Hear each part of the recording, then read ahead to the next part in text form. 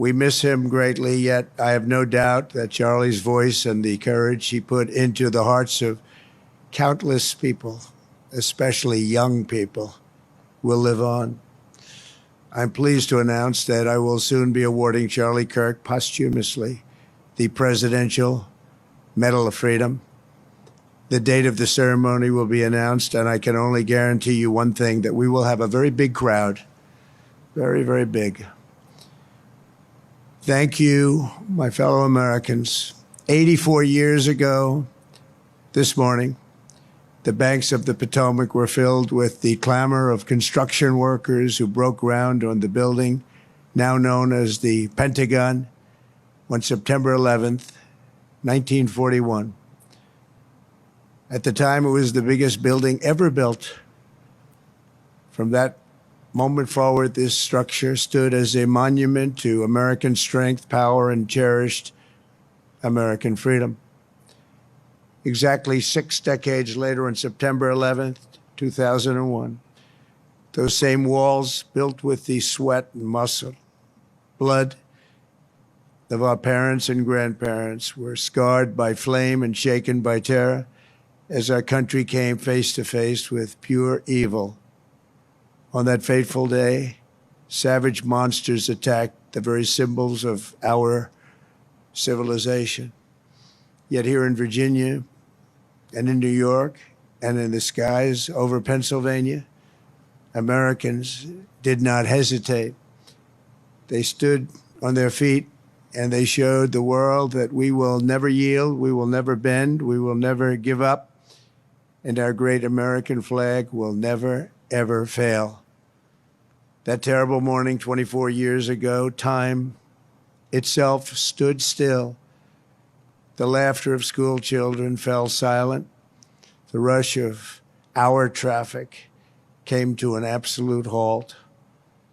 And for 2,977 innocent souls and their families, the entire world came crashing down so suddenly. In the quarter of a century since those acts of mass murder, 9/11 family members have felt the weight of missed birthdays and empty bedrooms, journals left unfinished, and dreams left unfulfilled. To every member that still feels a void every day of your lives, the First Lady and I unite with you in sorrow. And today, as one nation, we renew our sacred vow that we will never forget September 11th, 2001. Amid the horror of that morning, some used cell phones and office lines to whisper their final words to those who mattered most. They whispered indeed. At 8:59 a.m. aboard United Flight 175, Brian Sweeney called his wife, Julie. He told her, "Do good. Go have good times. I totally love you. I'll see you again. I'll meet you up there." 4 minutes later, his plane hit the south tower of the World Trade Center. At 9:12 a.m. aboard American Airlines Flight 77, Renee May called her mom. Just the day before, Renee had learned that she was 7 weeks pregnant, but she never got the chance to share the news. She simply said, "I love you, Mom."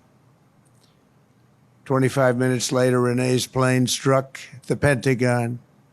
So violent, a strike it was. At 9:53 a.m. aboard United Flight 93, Elizabeth Waineo called her stepmom. "They're getting ready to break into the cockpit. What do I do? I love you so much. They're going to break in." 10 minutes later, Flight 93 ended in the hallowed field near Shanksville, Pennsylvania. At 10:25 a.m., Tom McGinnis was trapped on the 92nd floor of the North Tower when he told his wonderful wife, Helena, on the phone, "There are people jumping from the floors above us. If we get out of here, it'll be a total miracle. I love you, darling. Take care of Caitlin, beautiful daughter." 3 minutes later, the tower fell. Out of the ash, we witnessed the awesome power of that incredible love. We've seen it rise again. Out of the wreckage, we watched unbelievable courage suddenly take form. And out of the darkness, we saw the timeless truth of American character shine for the world to see. In America, we take blows, but we never buckle. We bleed, but we do not bow. And we defy the fear, endure the flames, and emerge from the crucible of every hardship stronger, prouder, and greater than ever before. Last year, we were a dead country. Now we have the hottest country anywhere in the world. In New York, there were heroes like Chuck Costello, a 46-year-old elevator mechanic and a member of the Knights of Columbus. He selflessly ran into the World Trade Center to free people trapped in the elevators. His body was not found until the following January, deep under the debris. While going through his belongings, Chuck's widow, Mary, a phenomenal woman, discovered a personal prayer written in his own words, "Help me to light the way for those in the dark. And when I enter the darkness, let me not panic, but patiently wait to remember the light." Beautiful words. When the time came, Chuck ran boldly into the darkness of hell on earth, and now he shines in the light of heaven above. We remember him this morning. That day we learned that the American heroic spirit was all around us. We saw it in the police officers, the great firefighters, the service members here at the Pentagon, and in the hearts of every American who answered history's call.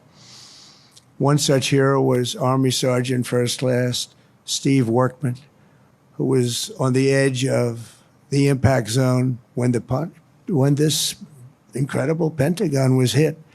He was right there. After leading hundreds of people to escape routes, Steve turned back and plunged into the inferno itself.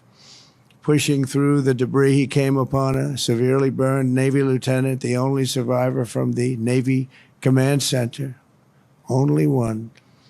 The wounded lieutenant looked into Steve's soul and said, "Don't let me die."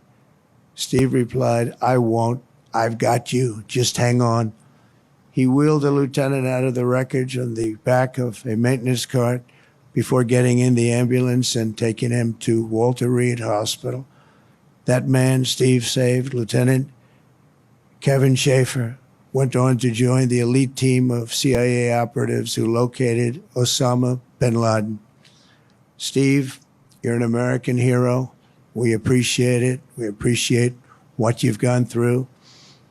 Please stand. Please stand. Where are you? Oh, good-looking man. You're a good-looking guy. You remember that day. You remember that day. Good. Thank you very much, Steve.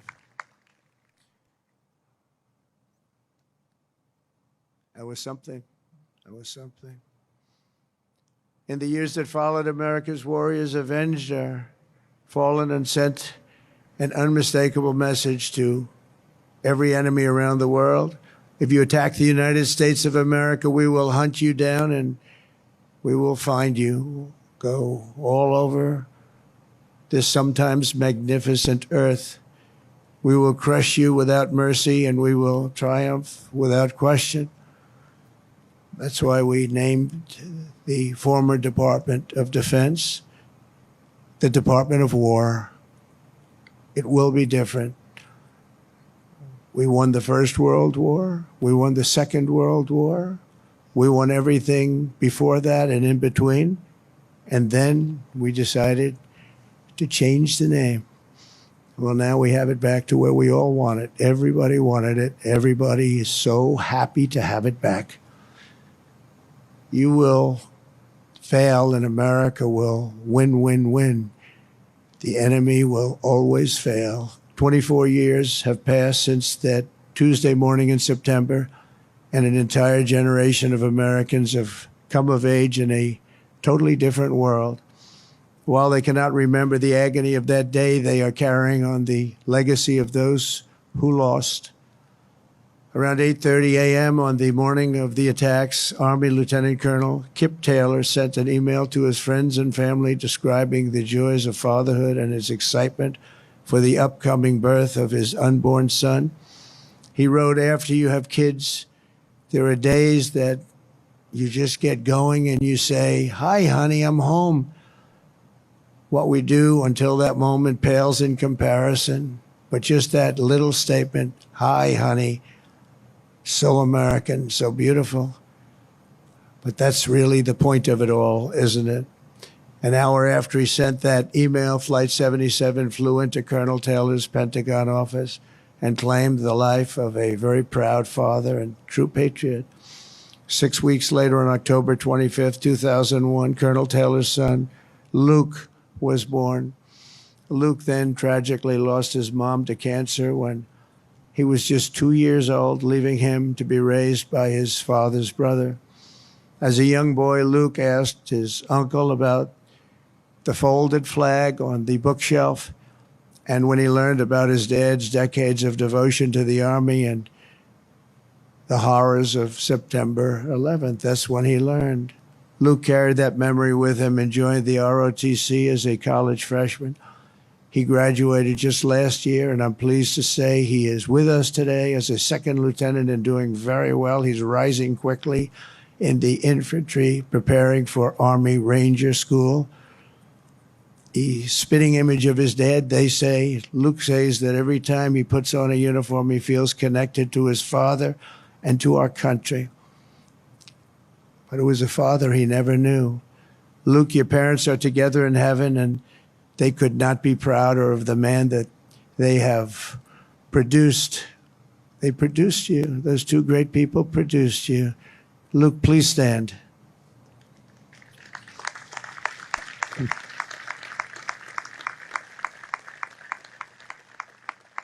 Thank you, Luke.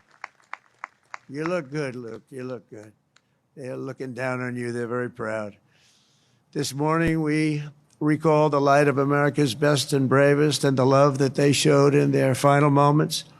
In their memory, we make a solemn pledge and a noble promise. We will honor always our great heroes, and you are our heroes. There's a group of people that don't want to talk about our heroes, but we will always talk about our heroes, and that's the way our country is, and that's the way the people feel. We will defend the nation they served, the values they upheld, and the freedom for which they died. We will support our troops, we will protect our families, and we will preserve the American way of life for every future generation. We will build taller, grow stronger, fight harder, and soar higher. And together we will go forward as one people with one heart, one fate, one flag, and one glorious destiny under Almighty God. May God bless the memories of those who died and the heroes who fought and the soldiers who still stand watch. May God bless the United States of America. Thank you very much. Thank you. Thank you.